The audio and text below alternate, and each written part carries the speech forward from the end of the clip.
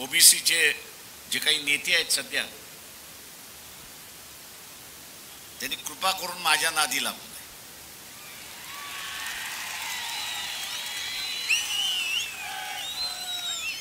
का तो इतिहास जर काढला तर तुम्ही मंडल बरोबर नव्हता तर तुम्ही कमंडल बरोबर होता. मग ते शेंडगे असतील किंवा भुजबळ असतील. दुर्दैवाने शासनाने इथल्या असणाऱ्या विकासाच्या योजनाच आखल्या नाही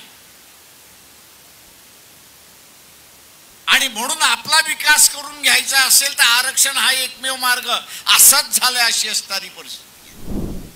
त्या एका वाक्याने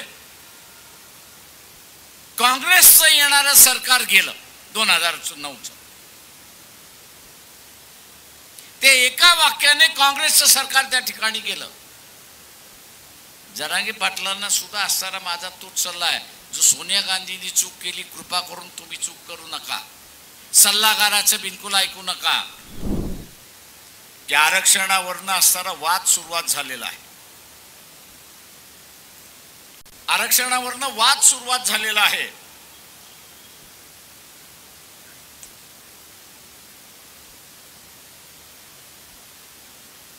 ओबीसीचे जे काही नेते आहेत सध्या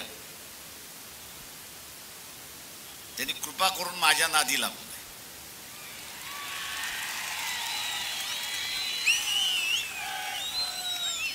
का तो इतिहास जर काढला तर तुम्ही मंडल बरोबर नव्हता तर तुम्ही कमंडल बरोबर होता. मग ते शेंडगे असतील किंवा भुजबळ असतील.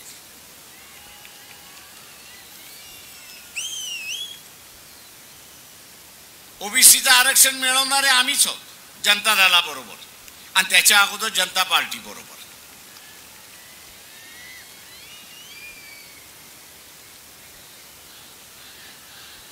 आणि आता असणारं वाचवता येत नाही म्हणून असताना भेडवण्याची भाषा चालू.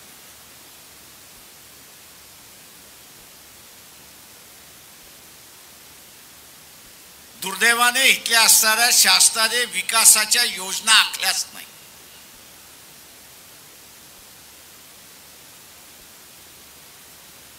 दुर्दैवाने शासनाने इथल्या असणाऱ्या विकासाच्या योजनाच आखल्या नाही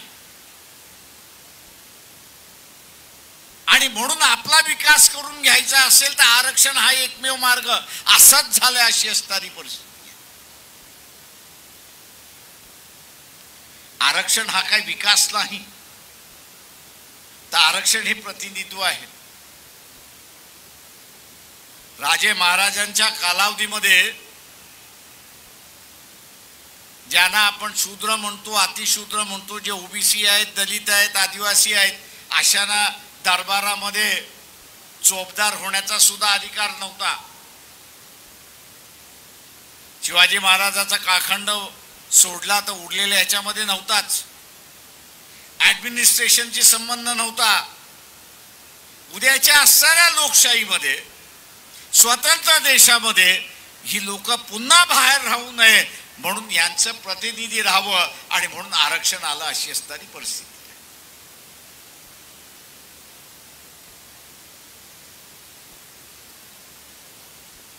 आणि म्हणून आरक्षण आज जे आरक्षणवादी आहेत आणि आरक्षण विरोधी आहेत यांच्याच व्यवसायाच्या संदर्भात बोलतो. हे शिक्षण महर्षी आहेत.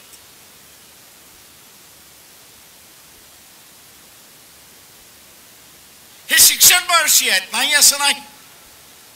त्यांनाही कळतंय आज भारतातून परदेशामध्ये शिकायला विद्यार्थी किती जातो.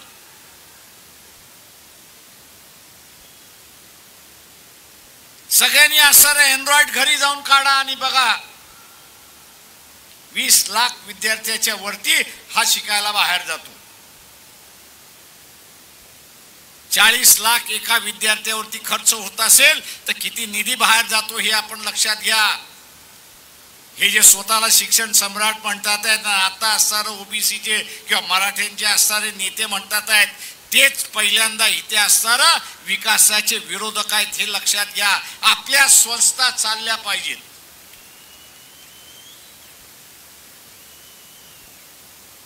आपल्या संस्था चालल्या पाहिजेत म्हणून त्यांनी नव्या संस्था येऊ दिल्या नाही आणि नव्यानं उभं राहू दिलं नाही आणि म्हणून संकुचित शिक्षण केलं अशी असणारी परिस्थिती.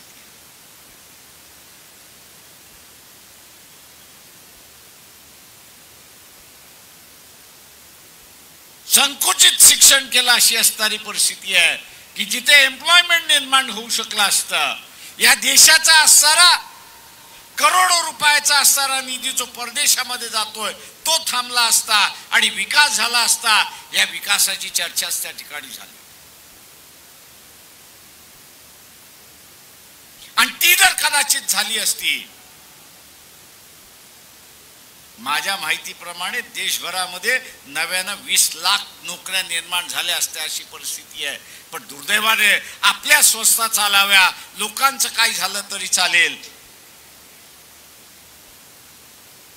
आपल्या संस्था चालाव्या, आपल्याला आर्थिक स्रोत यावा आणि म्हणून लोकांचं काही झालं तरी चालेल. मंत्री झालो, बसलो एकाच साठी की नव्या शिक्षण व्यवस्था येणार नाही अशी परिस्थिती. मी एकच उदाहरण दिलं आपल्याला, असे अनेक उदाहरणं त्या ठिकाणी देत आहे.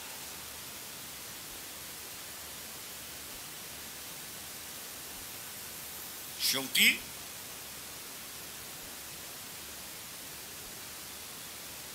हा जो आरक्षणाचा मुद्दा उपस्थित झाला तो उपस्थित झाल्या झाल्या आम्ही असणारा त्या ठिकाणी म्हणालो होतो की ओबीसीचं ताट वेगळं असलं पाहिजे आणि मराठा समाजाचं ताट वेगळं असलं. प्रश्न हा आहे त्याच्यामध्ये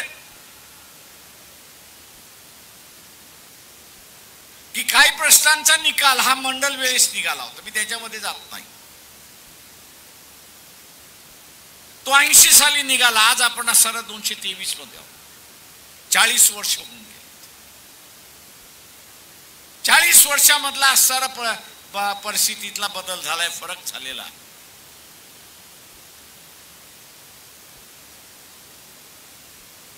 आणि या शासनाच्या न विकसित धोरणामुळे आज प्रत्येकाला असं वाटतंय की मला आरक्षण मिळालं तर माझा विकास होईल अशी असणारी परिस्थिती.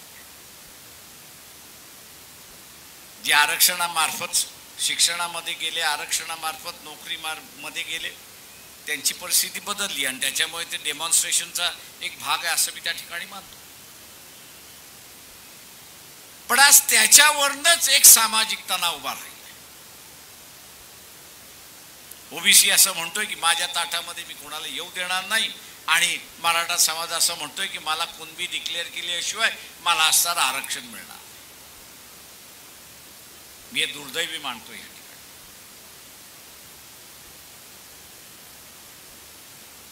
दुर्दैव ह्याच्यासाठी म्हणतोय की ज्या परिस्थिती अनुसार आपण पाहिलं पाहिजे ते आपण पाहतो. ब्रिटिशांच्या काळामध्ये पहिल्यांदा यादी झाली, मागासवर्गीयांची यादी झाली आणि त्याचबरोबर शेड्यूल कास्टची यादी झाली आणि त्याचबरोबर ट्रायबलची यादी झाली.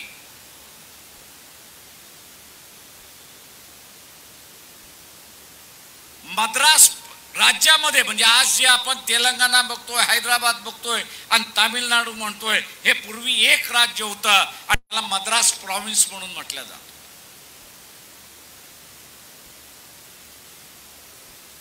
मुंबई इलाक्यामध्ये ज्याला आपण असणारं किरवण ब्राह्मण असं म्हणतो,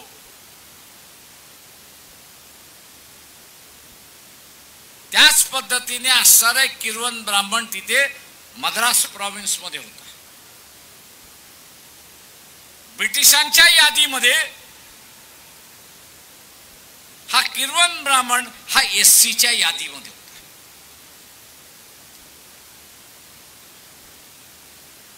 पन्नास साली स्वातंत्र्य झालं, 51 साली ही यादी जशीच्या तशी राहिली, आरक्षण मिळालं.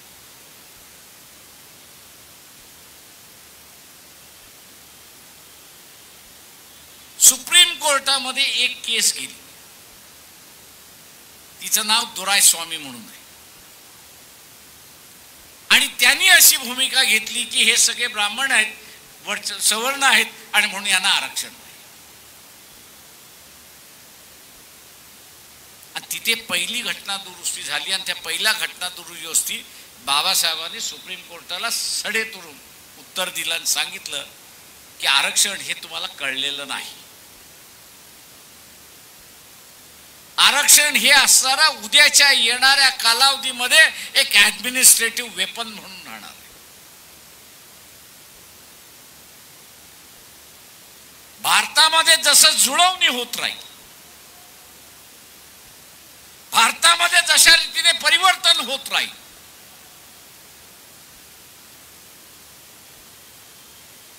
त्या परिवर्तनातून जुळवणीतून काही समूह बाहेर पडणार आहेत. हा बाहेर पडलेला समूह सरकारकडे प्रोटेक्शन मागणार आहे, संरक्षण मागणार आहे, आणि हे संरक्षण शासनाने त्याला देता आलं पाहिजे. आणि म्हणून आम्ही एक छोटीशी खिडकी उघडी केली होती, ती या सुप्रीम कोर्टाच्या निर्णयाने बंद केली. जरांगे पाटील आणि इतर सगळी मंडळी जी आहेत त्यांना एवढंच सांगतो की शेक्सपियरचं एक नाटक आहे मर्चंट ऑफ व्हीनस म्हणून, त्याच्यामध्ये एक वाक्य आहे, पाऊंड ऑफ फ्लेश. काँग्रेसच्या सल्लागाराने सोनिया गांधीला गुजरातमध्ये ते वापरायला सांगितलं, आणि त्याचा हिंदूवाद असा झाला, त्याचा हिंदी अनुवाद असा झाला, मौत के सौदागर. आपल्याला सल्लागाराने वाक्य दिले, ते वापरले गेलं. मोदींच्या विरोधातलं वाक्य होतं, कारण का 2004चा नरसिंहार झाला होता. त्या एका वाक्याने काँग्रेसचं येणारं सरकार गेलं 2009चं. ते एका वाक्याने काँग्रेसचं सरकार त्या ठिकाणी गेलं.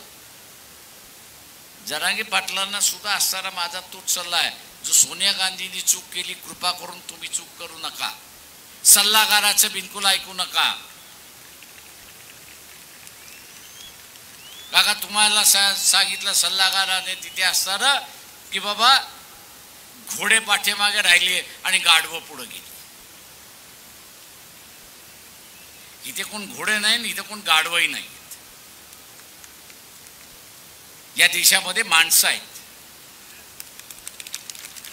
तेव्हा आपण असणारा माणूस म्हणून बघितलं पाहिजे. मराठा समाजाचा असणारं आरक्षण हे त्या दोराईस्वामीच्या केसमध्ये अडकलेलं आहे, हे आपण लक्षात घ्या. आणि म्हणून मी म्हणालो होतो त्याचं उत्तर आमच्याकडे आहे.